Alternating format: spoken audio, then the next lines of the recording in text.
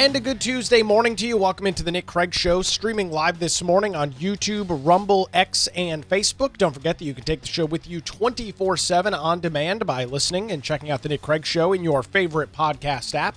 You can also listen online by visiting the website nickcraig.com. Our show this morning is brought to you in part by the Law Group. Visit them online at lawgroupnc.com or give them a call, 910-251-6088.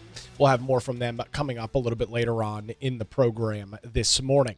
Well, for those that are subscribers to the Morning Line email, that goes out each and every weekday morning when we have a new show at 6:30 a.m. My opening message this morning was this: strong leaders deliver, weak ones do nothing.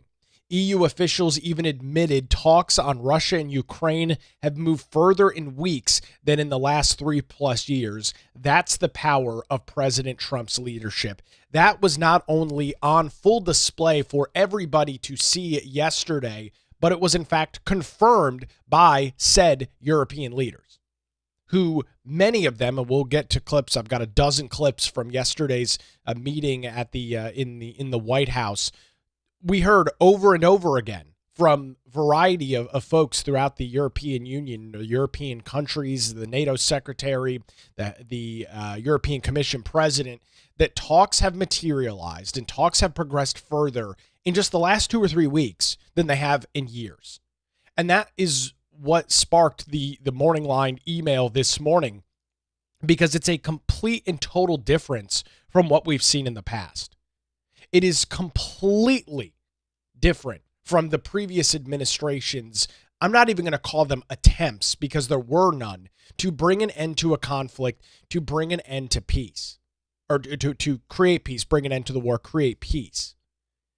And it's amazing that as this has been unfolding, and I shouldn't say that I'm shocked or surprised because I'm really not, but I'm genuinely surprised, at least a little bit, with the media reaction to what has been going on over the last couple of weeks. Obviously, a big day Friday in Anchorage, Alaska, with the president of Russia and Vladimir Putin making his way to the United States, Alaska, to have a one-on-one 3-hour sit-down meeting with President Donald Trump and other folks from the administration to try and get some of these details hammered out, to try and find some sort of pathway forward to bring this thing to a close. And then, of course, rapidly developing yesterday and over the weekend, we learned that not only would the Ukrainian president, Volodymyr Zelenskyy, but 7 representatives of NATO and the European Union and those countries, part of the EU, would be making their way to the White House.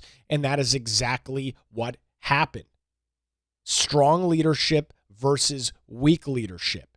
You can see it play out in front of your very eyes. You did so yesterday. And still, it's not enough. Still, for those on the left-wing side of the political aisle, it's not enough. And one of the things, and I think I talked about this, it was either last week or the week before, one of the big differences that I've seen in this second Trump administration compared to the first is there is no longer this constant attempt, and it made sense why they did it, but there's no longer this constant attempt to try and persuade and win over the very dishonest fake news media that exists here throughout the United States. I've got an example of this. I posted this picture on my Twitter account last night. We'll get into all of the details, but suffice to be said, there is going to be an in-person meeting between Putin and Zelenskyy, likely within the next week or so, and then potentially a trilateral meeting between Zelenskyy, Trump, and Putin in the next 2 weeks. That's how good the peace talks have been. So that is the top line, what's going on with everything out of yesterday. You would say, and I think it would be an accurate thing to claim, that that is a pretty significant step forward in the ongoing conflict between Russia and Ukraine. So that's what happened yesterday. I took this picture around 7 o'clock last night. This was what the Chiron read on CNN. Trump on hot mic. I think Putin wants to make a deal for me. That's what Erin Burnett, in all of her great journalistic integrity, that is what she was talking about last night on her primetime CNN program. Trump on hot mic. I think Putin wants to make a deal for me. No discussion or very little discussion of how after 3 years of nothing happening in this conflict, we seem like we are finally getting towards the potential of a peace deal. No discussion on how after 3 years of weak, failed, incompetent, useless leadership out of Joe Biden and the Democrats, we are finally getting both sides in the same room together. Again, could be happening as soon as sometime this week, or if not that, early next week. Now, we're going to talk about a hot mic comment where Trump said that Putin wants to make a deal for him. Ooh, ain't that scandalous? Doesn't that fit the whole Russia collusion narrative? And I filled in for Vince Coakley yesterday morning on WBT Radio in Charlotte. I'll be in again this morning, 10 to noon. If you can't join me live, I'll be taking your phone calls. You can check out the podcast after the fact. And I got a call yesterday from an individual who claimed that the only reason that Donald Trump and Vladimir Putin met on Friday is because Putin owns Donald Trump. He's got significant dirt on the president, and that is the reason why that meeting happened. This was not a prank call. This was not somebody who was, trying to rile me up or anything. This is a legitimate phone call from somebody that believes that the Russian president has dirt so severe and so significant on the president of the United States that it forced him into a meeting. That is the genuine thought from some of those on the political left. And I might argue that is the genuine thought of those throughout the vast majority of mainstream media in the United States. It would kill them, and I mean kill them, to have to give Donald Trump, Steve Witkoff, Marco Rubio, or anybody else associated with the MAGA movement, the MAGA agenda. It would kill them, literally kill them, to have to give any of them credit for what has unfolded over the last 4 days. Literally 4 days. 4 days. More talk in 4 days than in 3.5 freaking years. And there's only one reason that's happening. There's only one person to look at as to why this is unraveling and escalating the way that it is, and it's President Donald Trump, who has drawn a line in the sand, has threatened incredible amounts of economic sanctions on Russia, continuing to strangle their economy to nothingness. That is why these talks are happening. And it's just so laughable. It's so pathetic, but unfortunately, it's so predictable to watch the media and the progressive left's reaction to this. And you almost are at the point where you might believe that these people want the war to continue. And I might argue that they do. Not necessarily because they're interested in more bloodshed. Some may be. But more than anything else, if the war continues, then that's yet another thing that they can claim that Donald Trump failed on. If the war continues, if thousands of people continue to die, then they can claim Trump failed. And I might argue they are more interested in seeing Trump failing than stopping thousands of people from dying. I think that's a pretty accurate representation of some of those in the media and some of those on the political left. And that is a very sad sign of the political environment that we live in right now. But it, unfortunately, I think accurately describes the situation. You know, as I've had cable news on since about 4:30 this morning, and looking at some of the headlines and looking at the guests and all of the great commentary from those on the talking heads on MSNBC, which by the way has a new name, and CNN. It's so unbelievably predictable. This is exactly what you've come to expect from these individuals. It's why the term fake news is so prominent to describe these outlets. Trump was with these individuals until after 7 p.m. Eastern last night. And the best that CNN can come up with is Trump on a hot mic saying he wants to make a deal. Putin wants to make a deal for me. Really? That's how you boil down 4 days worth of talks? The great Aaron Burnett Out Front, or whatever the hell the name of her stupid show is, over on CNN. Out Front. Aaron Burnett's Out Front. Great political insight. And we wonder why people are evacuating CNN and MSNBC and many other mainstream news outlets. Because this is the kind of coverage that you get. This is the kind of nonsensical reporting that you get. And it's constant. They do it every day and refuse to give President Donald Trump, the GOP, or the MAGA movement any credit for anything. So instead of me giving you my thoughts and my opinions the entire show, let's actually listen to, what happened yesterday when these various European leaders made their way to the United States. You had Zelensky, 7 others, and Trump in a joint about 30-minute press conference. Here's the opening from President Donald Trump. We'll go around the table and hear from everybody. All of the wonderful things that took place today. We've had a very successful day thus far. Important discussions as we work to end the killing and stop the war in Ukraine. We're all working for the same goal, very simple goal. We want to stop the killing, get this settled.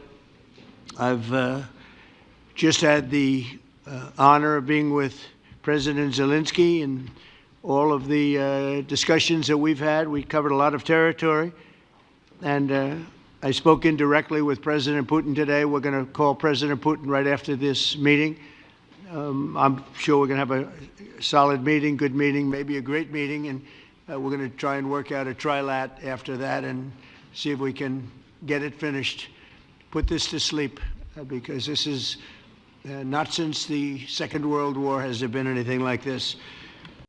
So there's the President Donald Trump's comments. We'll get into the Putin phone call that happened after we hear and go through all of these clips. The president highlighting 2 different areas. The first one being, of course, the security protection, the security situation if these talks are to go forward, if there are to be some sort of peace agreement, some sort of ceasefire deal. This is a big part of it. It's the security guarantees. The Alaska summit reinforced my belief that while difficult, peace is within reach, and I believe that in a very significant step, President Putin agreed that Russia would accept security guarantees for Ukraine, and this is one of the key points that we need to consider, and we're going to be considering that at the table also, like who will do what, essentially. I'm optimistic that collectively we can reach an agreement that would deter any future aggression against Ukraine, and I actually think there won't be. I think that's even overrated, largely overrated, but we're going to find out. And I think that the European nations are going to take a lot of the burden. We're going to help them, and we're going to make it very secure. Make it very secure, talking about those security guarantees, talking about the attempt here for predominantly the European Union, because after all, it is an issue that is unfolding over in Europe, for the majority of the European Union and those countries as part of the EU and the UK and other nations to provide the vast majority of those security guarantees, as it in fact is a much more closely regional conflict to them than, of course, the United States. With that, the president continued on some of the issues that we see that continue to unfold. One of the big ones is going to be, territory. Does Ukraine give up portions of its current territory to get this deal done? Here's the president on that.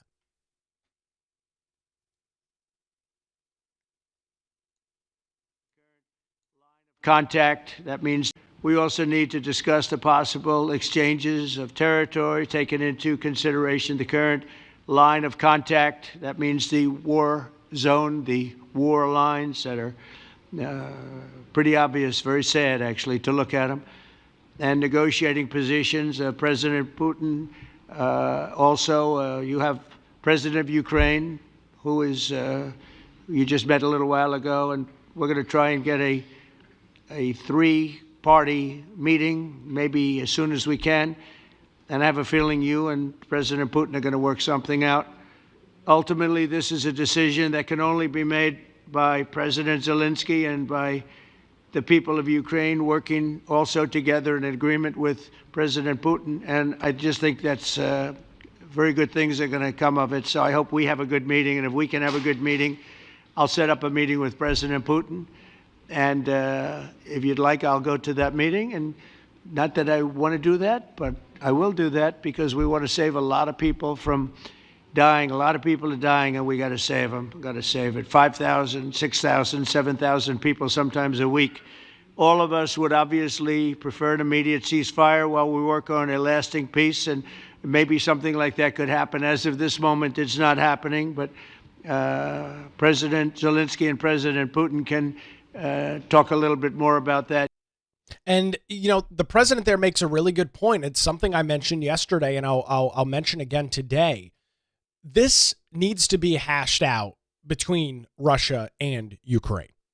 The president, as you just heard, is willing to sit in on some sort of trilateral meeting if both parties want him to do so.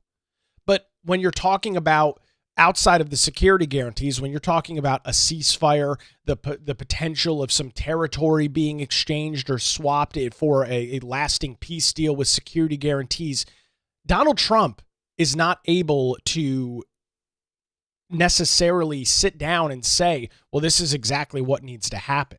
This needs to be dealt with by both sides, not with the United States. It needs to be dealt with by Russia and Ukraine. And, you know, the rumor has it this morning that the Russian president and the Ukrainian president could be meeting as soon as later this week without President Donald Trump, which I think is probably the good first step. Those two guys need to get into a room, hash out the details, and make it work. It's not President Donald Trump's war to decide who gets what. He has done everything in his power, and I would argue he has done more than anybody else in the last 3.5 years to try and broker a deal. But when the rubber meets the road, when we talk about actual details in this war, it is not the United States that is a party of that. It is Russia and Ukraine. It is their conflict to deal with. Can the United States help facilitate? Sure. And I think we've done a pretty damn good job at doing that. But this needs to be worked out between Zelenskyy and Putin and their respective governments, not the United States. Trump has done a remarkable job over the last, let's call it month or so, bringing these talks closer together. And it seems like we are on the precipice. And again, manage my expectations here. You're dealing with two relatively, especially with Putin, somebody that is relatively hard to really nail down. Somebody that can be rather, I don't even know the word I'm looking for. He can change his mind relatively quickly. So you're dealing with a very volatile situation, and things can change dramatically. You heard the clip yesterday from Marco Rubio. We're going to do everything in our power to try and bring this together, but we can't make any guarantees. And so that is the situation that is unfolding in front of our very eyes right now with this massive meeting yesterday at the White House. Now we'll hear from the man of the hour. I'll note he didn't wear a suit, but he did at least put a blazer on. Here's the Ukrainian president. I think that we had very good conversation with President Trump. Very good. And it really was the best one. Maybe the best one will be in the future. But it was really good. And we spoke about very sensitive points. The first one is security guarantees. And we are very happy with President that all the leaders are here, and the security in Ukraine depends on the United States and on you and on those leaders who are with us in our hearts. They have been online before yesterday, and etc. So a lot of countries on the side of Ukraine, our people, and all of us want to finish this war, stop Russia and stop this war. We spoke about it, and we will speak more about security guarantees. This is very important that the United States gives such strong signal and is ready for security guarantees. The second point, or maybe the first, humanitarian direction, very important to exchange all the prisoners, and I think that President will help. And I was very thankful to your wife again, Mr. President, for the letter about our abducted children, and I hope that really it can be a historic role for the people to bring kids back to the families and be happy. Get the people back, yeah. Yes, this is so important, and I'm happy that we discussed it. this track with the President Trump, and I hope that we will find decisions. And then what is very important, that all the sensitive things, territorial, etc., we will discuss on the level of leaders during trilateral meeting, and President Trump will try to organize such meeting, and he said that he will come or not come. Ukraine will be happy if you will both participate. Want me there, I will be there. Yeah, yeah, you know that. thank you. And I think this is very important. And as you just heard there from Zelenskyy, right, the real sensitive stuff, we're talking about territory, which, by the way, it appears that Zelenskyy is at least open to that as of right now, which could be a major breakthrough in this ongoing conflict. Discussing things about territory, that is the sensitive stuff that can only be discussed between Russia and Ukraine. Nope, the NATO secretary can't be part of it. Or, I mean, they can be part of it, but it's not their decision. The head of the EU can be part of it. You can put all these world leaders in a room. When it really comes down to it, the two parties that have to agree are not the United States, not NATO, not the EU, none of the European countries that were at the White House yesterday. It is Russia and Ukraine. That is it. Plain and simple. And that's why those two, being Zelenskyy and Putin, getting in a room together and hashing this out is so incredibly important. And at this point, I might argue something that could have been done a year, 2, maybe even 3 years ago, if you had somebody in the White House that was willing to broker the deal. If you had somebody that was willing to speak to both sides, hash out the details, get them close enough together before putting those two individuals in the room. That's exactly what President Donald Trump and his team have done over the last couple of months. We'll now turn it over to some of the other individuals in the room, including the NATO Secretary Mark Rutte and his comments after or before some of those discussions yesterday. Here's the NATO Secretary. President of the United States, dear Donald, for the fact that you, as I said before, broke the deadlock basically with President Putin by starting that dialogue. And I think it was in February that you had the first phone call, and from there we are now where we are today, and that is, I think, if we play this well, we could end this, and we have to end this. We have to stop the killing. We have to stop the destruction of Ukraine's infrastructure. So there's the NATO secretary saying, stop the deadlock. There's your first a notch for President Donald Trump in world leaders, obviously wrapping their head around and coming to the realization that the only reason that any of this is happening is because Donald Trump broke the deadlock. He was finally able to get both sides towards something in the middle. And there you go. There's the NATO secretary, who's, of course, been incredibly thankful to President Donald Trump over the last couple of months for the work that he's done in getting NATO countries to pony up their share and pay a more fair amount into NATO, besides just making the United States be the largest funder. We heard similar comments from the European Commission President, Ursula von der Leyen. She was also at the White House yesterday. This is what she had to say. Indeed, we are here, Europeans, as friends and allies. We had a fantastic NATO summit. Together as the two largest and biggest economies in the world, we had the largest trade deal ever agreed. And now we are here to work together with you on a just and lasting peace for Ukraine. Stop the killing. This is really our common interest, stop the killing. And indeed, it's very good to hear that we're working on the security guarantees, Article 5 lies security guarantees, so important. Very important, and it's one of the big things that came out of the summit on Friday in Anchorage, Alaska, that for the first time, the Russian president and Vladimir Putin was open to the idea of having some level of security guarantees, Article 5 like, not exactly Article 5. Ukraine is not joining NATO where Article 5 exists, but some level of Article 5 like protections for the country of Ukraine moving forward if some sort of peace and ceasefire deal is met. We'll now continue going around the table. The German chancellor had some thoughts and comments. This is what he had to say. But now the way is open for complicated negotiations. And to be honest, we all would like to see a ceasefire, the latest from the next meeting on.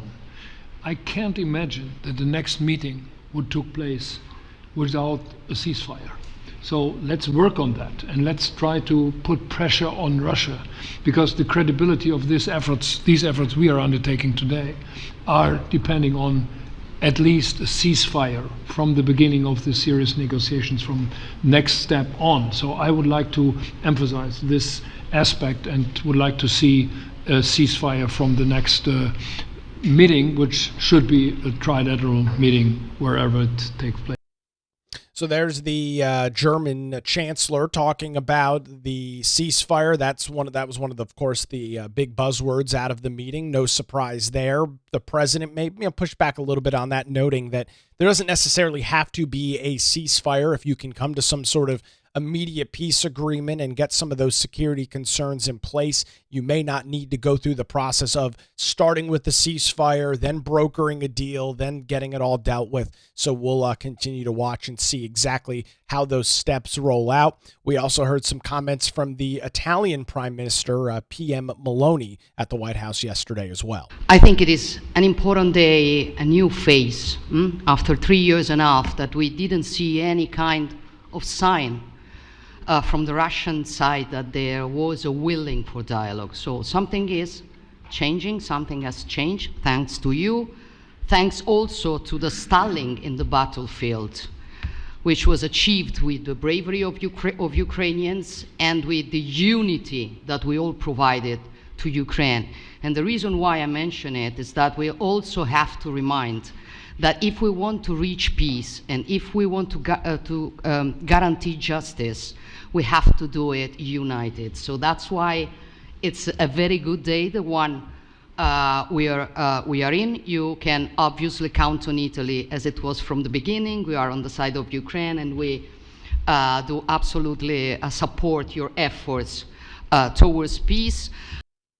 Well, as the Italian Prime Minister said, something has changed. I can't really put my finger on what that change might have been and why all of these discussions are now taking place. I'm sure it has absolutely nothing to do that Donald Trump is back in the Oval Office and is kind of expressing and flexing the United States' strength and ability on the international stage to bring Putin to the table, which is exactly what happened on Friday. I'm sure it's got nothing to do with that at all. I'm glad to see that the Italian Prime Minister commented on that and brought that forward.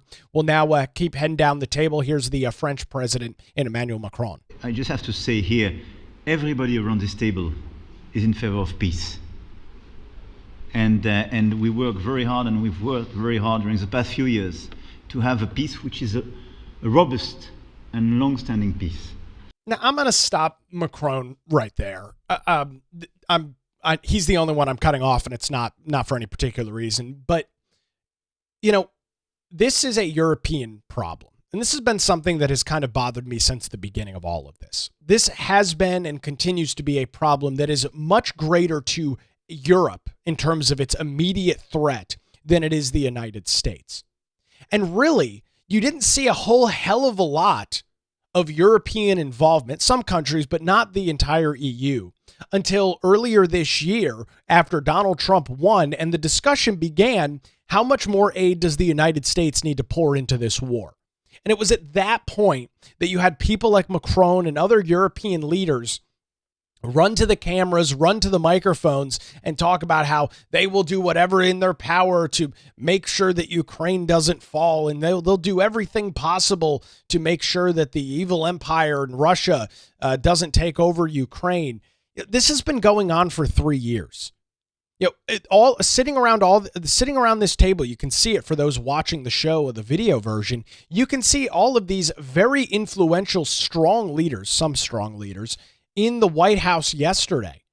None of them were capable of brokering this deal. I mean, none of them could do this. I know. I just, in the early days of all of this, when you look at the amount of aid that the United States has sent to Ukraine versus the vast majority of the rest of the European countries, it's so incredibly lopsided. It's almost laughable. This is a European issue.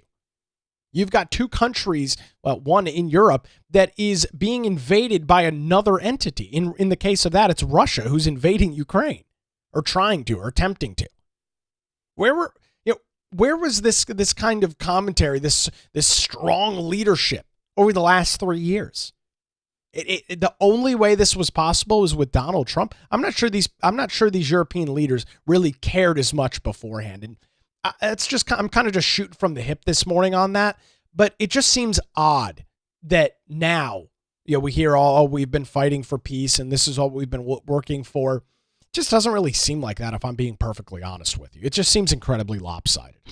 This is why the idea of a trilateral meeting is very important, because this is the only way to fix it.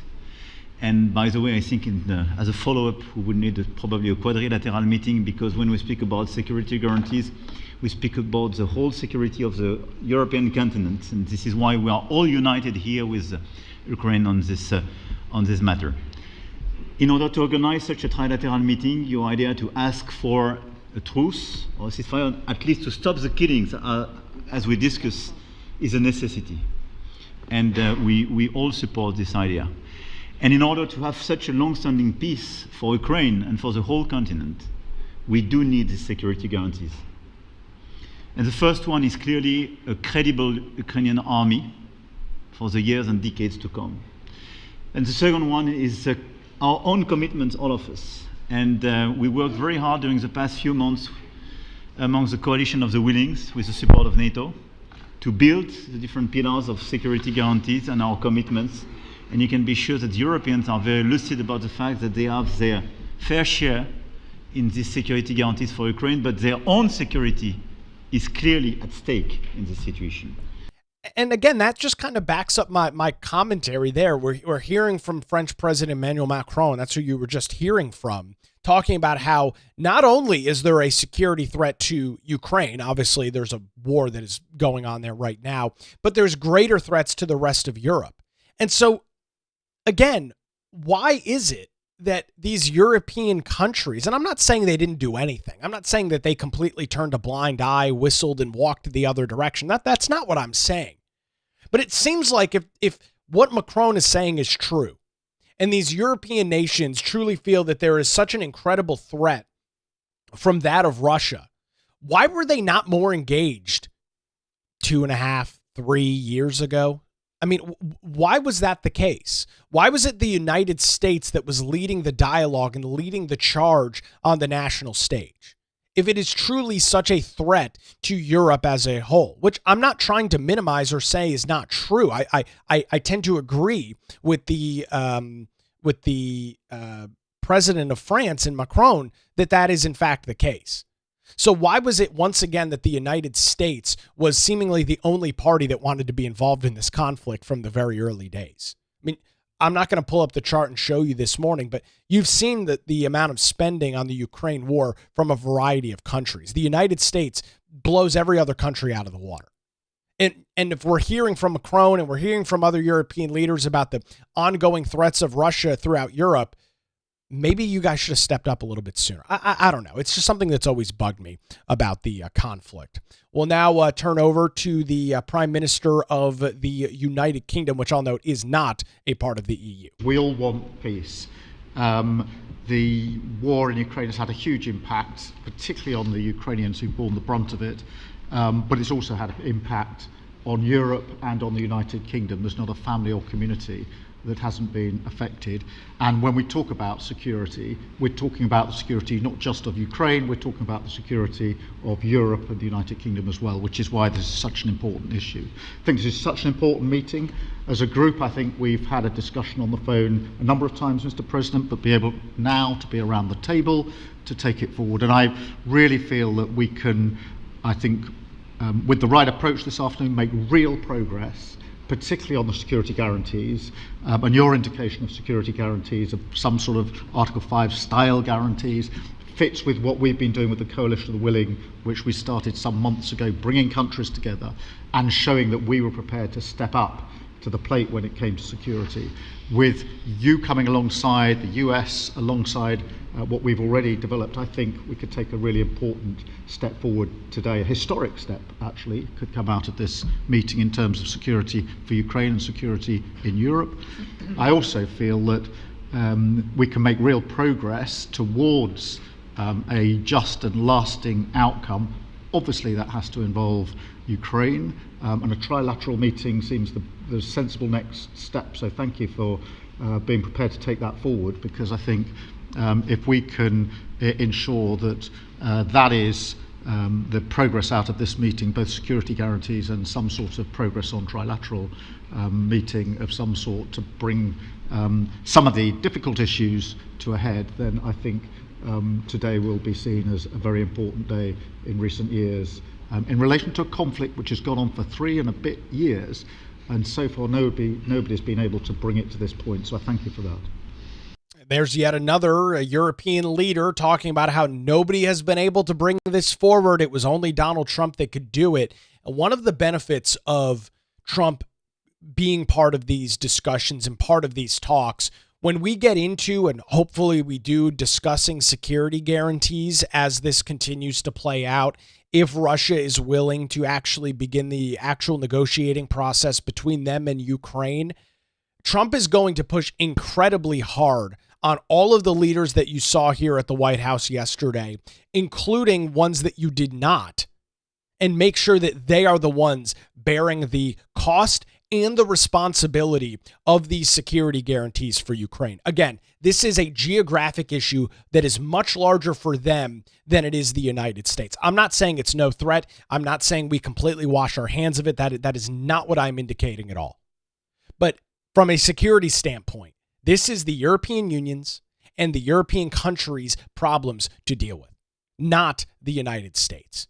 And one of the benefits, and one thing that I'm confident that President Donald Trump will make abundantly clear as this continues to progress, is that the United States is not going to be the one holding the bag on security and physical security and the financing for it. It is going to have to be all of these other countries, Poland, the UK, Germany, France, Italy, Sweden, these other countries. They are going to be the ones that are going to have to step up to the plate and make this thing a reality. It's not the United States problem to deal with. Finishing up the discussion from those world leaders around the table, here is the president of Finland in some pretty nice comments with everything unfolding. I think in the past 2 weeks, we've probably had more progress in ending this war than we have in the past 3.5 years. Think about what he just said. This is the president of Finland, and I think it's in this clip, and he kind of jokes, why is Finland even at the table? Well, they share an 800-mile border with Russia. Finland is a relatively small country, but they are literally Russia's neighbors and share an 800-mile border. And so when you've got the president of Finland saying that I believe we've had more progress in the last 2.5 weeks than we have in the last 3.5 years, that is probably something that we should take pretty severely and take to the bank this morning. I think in the past 2 weeks, we've probably had more progress in ending this war than we have in the past 3.5 years. Bingo. And I think the fact that we're around this table today is very much symbolic in the sense that it's Team Europe and Team United States helping Ukraine. And the progress that we're looking out of this meeting is about the security guarantees, which are a big part of this. And then, of course, moving towards a process with a trilateral meeting with you and President Putin and President Zelenskyy. Some of the international media might wonder, why is the president of Finland here? I think the reason is probably that we might come from a small country, but we have a long border with Russia, over 800 miles. And we, of course, have our own historical experience with Russia from World War II, the Winter War and the War of Continuation. And if I look at the silver lining of where we stand right now, we found a solution in 1944, and I'm sure that we'll be able to find a solution in 2025 to end Russia's war of aggression and find and get a lasting and just peace. The situation is very difficult, but that's why we're here. No question about it. It's a very difficult situation, and talks about some of the history, some of the past, and why it's so important. Again, applauding President Donald Trump, which is all that you can do. The left won't. As I glanced over at CNN just a minute ago while that clip was playing, they once again had that headline up about how the hot mic comment from Trump, just completely ignoring everything that's going on, ignoring all of those comments. I am pretty confident that none of this played on CNN. They may have aired it live, but they have not been playing through these clips throughout last night and through this morning, because what would they have to do?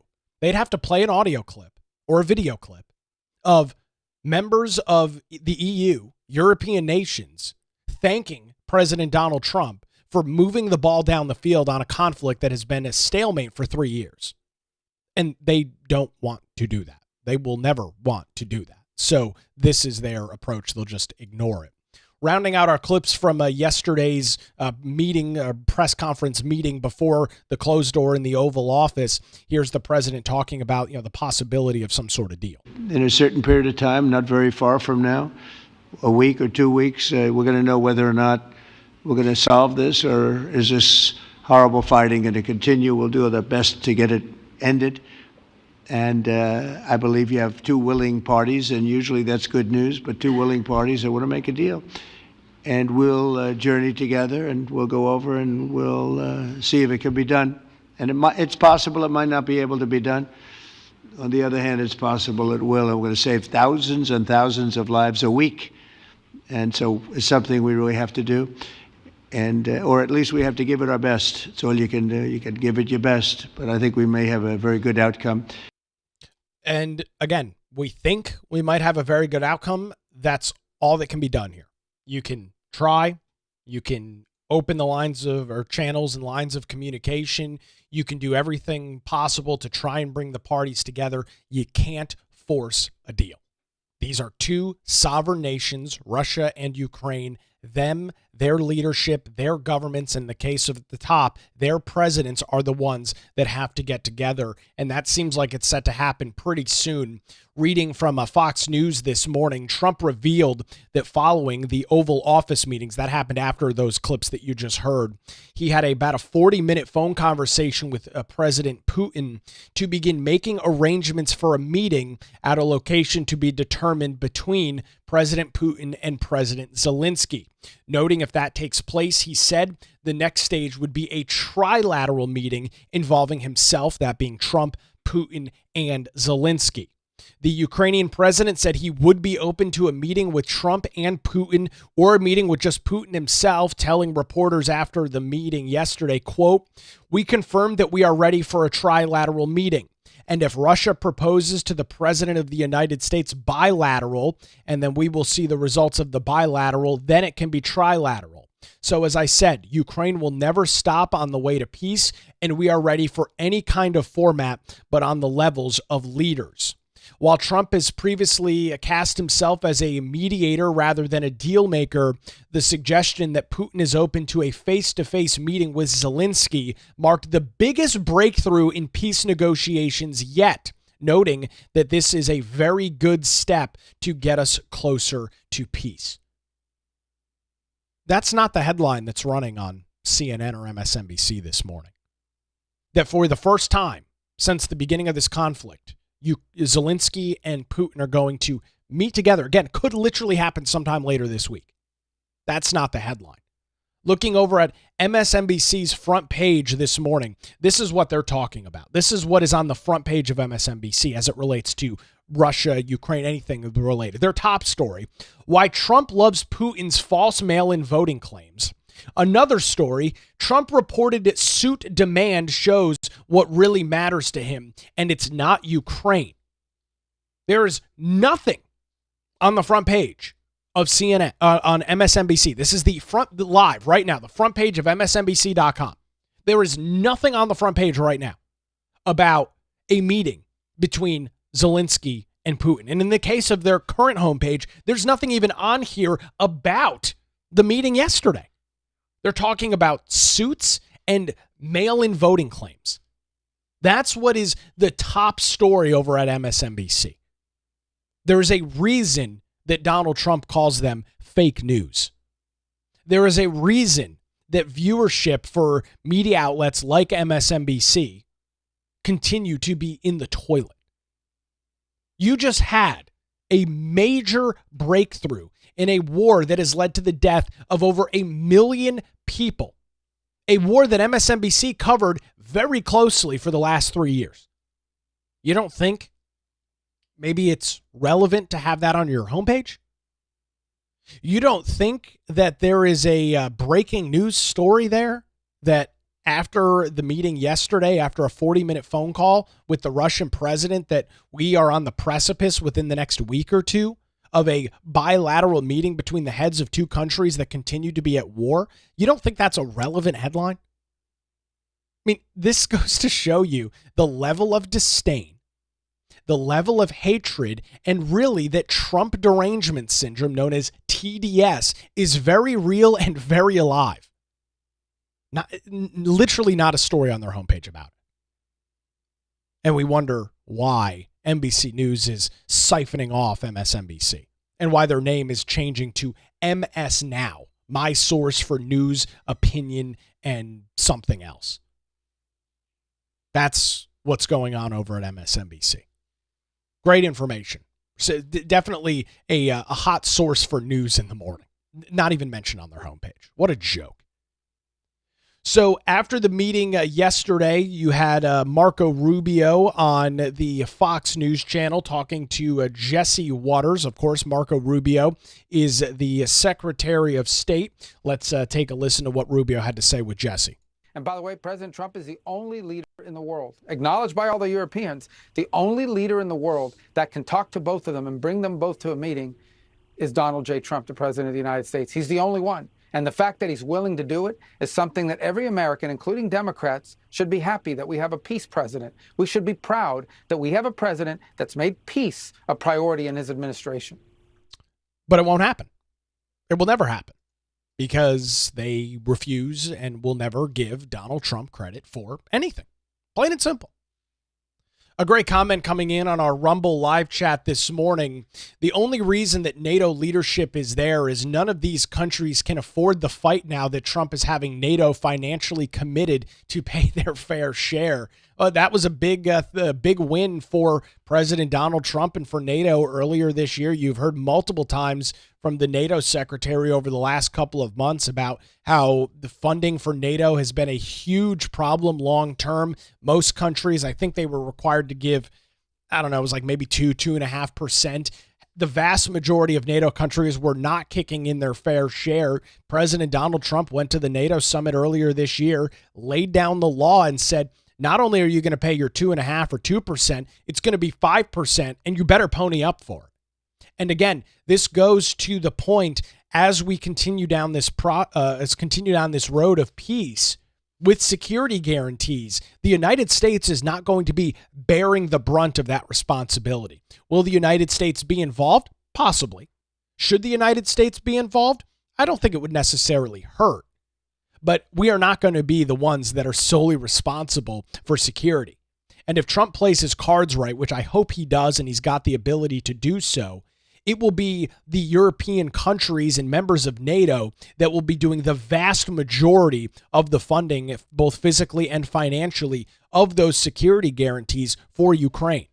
The United States absolutely should have some involvement. We've got a vested interest now in Ukraine with that mineral rights deal that was agreed to earlier this year. So the safety and security of Ukraine does, in fact, have now a substantial impact on the United States getting access to some of those rare earth minerals that are available throughout the country is a major win for the United States and a major win for our economy. So should the U.S. be involved? Absolutely. But it should be, relatively minimal, 5, 10, maybe 15%. It should be NATO, the EU, the UK, and the rest of those nations that pony up the rest and make that possible, not the United States funding like we always do. I don't know, 70, 80, 85%, and then all these other countries, flick in a couple of nickels or dimes or quarters to make up the difference. It's just not the way that this is going to roll out, and I hope that that is not the case. So the NATO secretary, we're talking about him. He was on with Laura Ingraham last night on the Ingraham Angle on the Fox News channel. This is what he had to say. This is after the closed-door Oval Office meeting that lasted for a couple of hours yesterday afternoon. Let me first say that this was a very successful day. And I agree with you that President Trump is a pragmatic peacemaker, as you, I think, said. What he did this year, breaking the deadlock, starting the conversation with Putin, but also putting pressure. We have had the NATO summit, the 5%, which was a big foreign policy success of President Trump. And then he decided to, again, have lethal weapons go into Ukraine, paid for by the Europeans. And he put secondary sanctions, tariffs on India. So he's putting pressure, but he is also looking for ways to solve this, to bring this war to an end. And today was very successful. We discussed the security guarantees. We will work on those over the coming days and then have another meeting virtually with this group of leaders and the president. And then we will work towards this trilateral. And he was able, in a conversation with President Putin, to have Putin to agree to first a meeting between Putin and Zelenskyy. So they will now discuss where that meeting will take place in the run-up to the trilateral. So all in all, a very successful day. Well, there you go. I mean, I don't really have anything else to say. You're hearing from everybody across the board, from the leader of NATO, from the other European diplomats that were there, from the president, from Zelenskyy, from Putin himself. Everybody is saying that these things are going very well. The only people not are the Democrat Party, the progressive left, and the mainstream media in America. Everybody else across the board says everything is going great. Everybody else is acknowledging that these talks have progressed to an unbelievable level that have not been possible over the last 3 years. The only people not are MSNBC, CNN, CBS, ABC, and NBC News. I'm sure the Washington Post, New York Times, and a bunch of those other ridiculous outlets, and Democrats. That's it. So when I'm coming to my conclusions as to what I think about something, when I'm reading both sides of the equation, trying to figure out where the truth lies, I'm once again going to lend the commentary to those that have been in the room, those that have been watching this conflict unfold for the last 3 years, who have watched the deadlock continue to play out. I'm going to lend my thoughts and judgment to those individuals. Again, because I don't really care what CNN and MSNBC think. Democrats, if they truly cared about bringing this to a close, could have attempted to do so over the last 2 years. They didn't. They sat aside. Joe Biden, Kamala Harris did nothing. They sat in the White House, sat in the Oval Office, talked a big game, but never did jack shit about it, frankly. That's what it comes down to. They didn't do anything. And it goes back to my morning line email this morning, which if you're not subscribed to that, head on over to the website, nickcraig.com. There is a banner or a link there on the homepage that talks about the morning line email. You can subscribe to that. It is completely free. Just punch in your email address and you'll get that each and every weekday morning. And that's why my email this morning, again, read as this: strong leaders deliver, weak ones do nothing. EU officials even admitted talks on Russia and Ukraine have moved further in weeks than in the last 3+ years. That's the power of President Trump's leadership. Don't take my word for it. Hell, don't even take Donald Trump's word for it. Right? Let's completely buy the Democrat narrative here. Trump is a loose cannon, crazy guy, completely nuts, unhinged, out of control. Let's ignore what he says too. Okay. That's all fine and dandy. We'll just take the word of the 7 European leaders plus Zelenskyy that have talked positively about these meetings and these discussions. Oh, and the Russian president as well. You notice how everybody involved has a different narrative than those on the political left? Literally everybody else. So when you're coming to your conclusions as to if this is progressing in a beneficial way or not, maybe we should lend our ear to those that are in the room.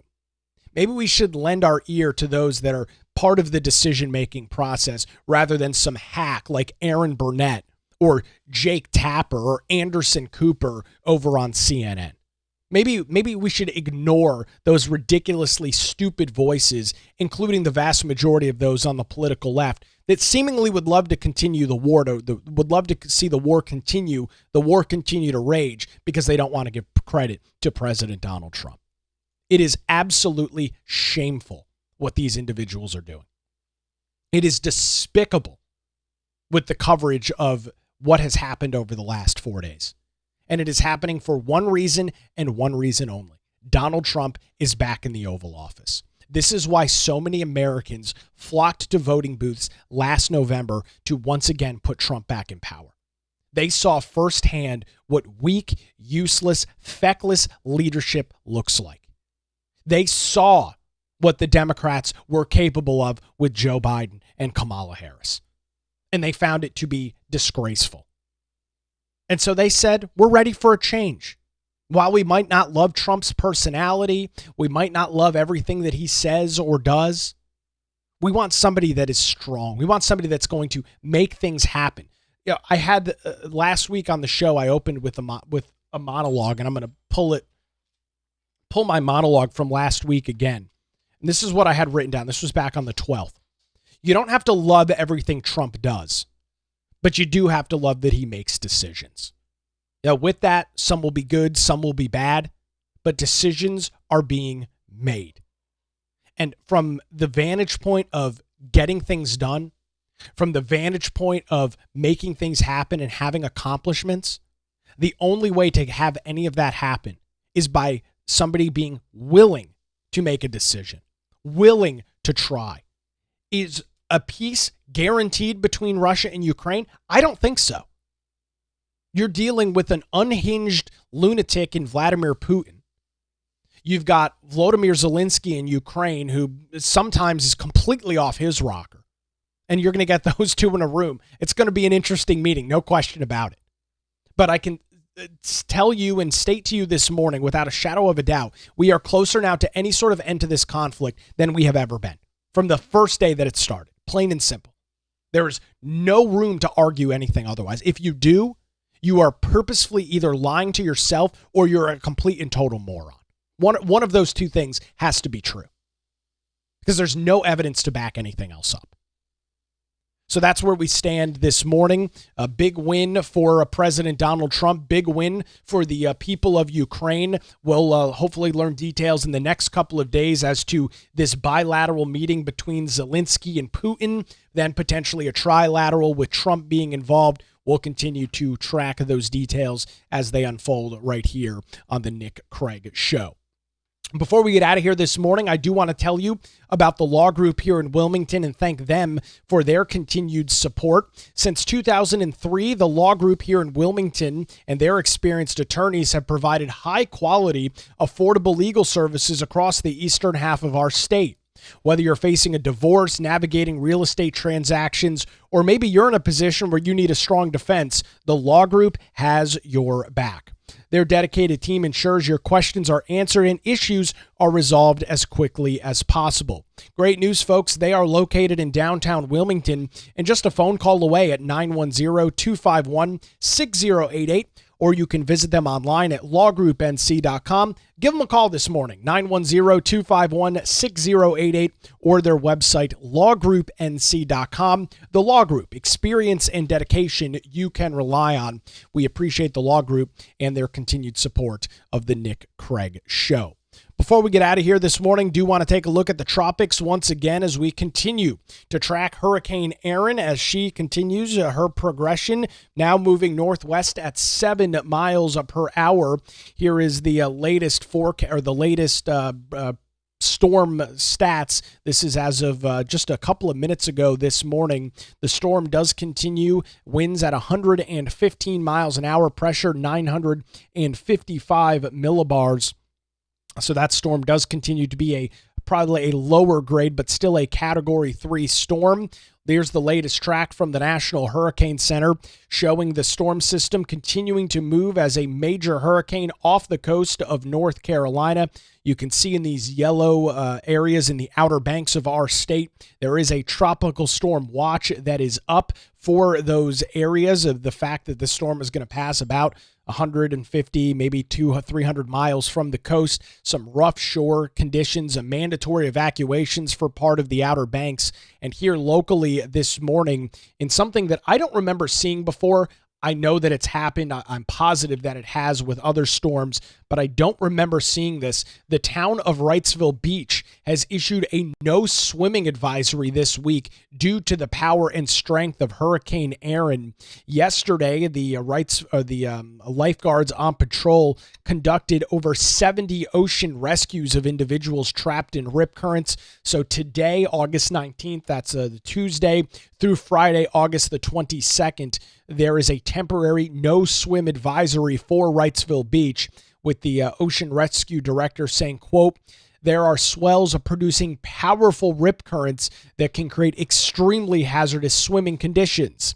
The safety of our beachgoers is always our top priority, and we urge everyone to follow this advisory." So if you are going to get out there in the water, you are advised not to do so with some of these dangerous rip currents. Again, fortunately, the storm will not immediately impact coastal North Carolina with an immediate hit or impact like that.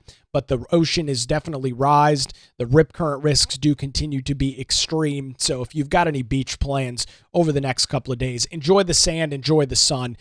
It is highly advised that you stay out of the water due to these ongoing rip current risks as we continue our track of Hurricane Aaron. Well, that is going to do it for a Tuesday edition of the Nick Craig Show. Thanks for joining us live this morning, 7 a.m., YouTube, Rumble, X, Facebook, and, of course, anytime via our Nick Craig Show podcast. We'll continue to track Aaron, the situation between Russia and Ukraine, and more as the show continues throughout the rest of the week. Thanks for joining us. Have a great day. You're listening to the Nick Craig Show.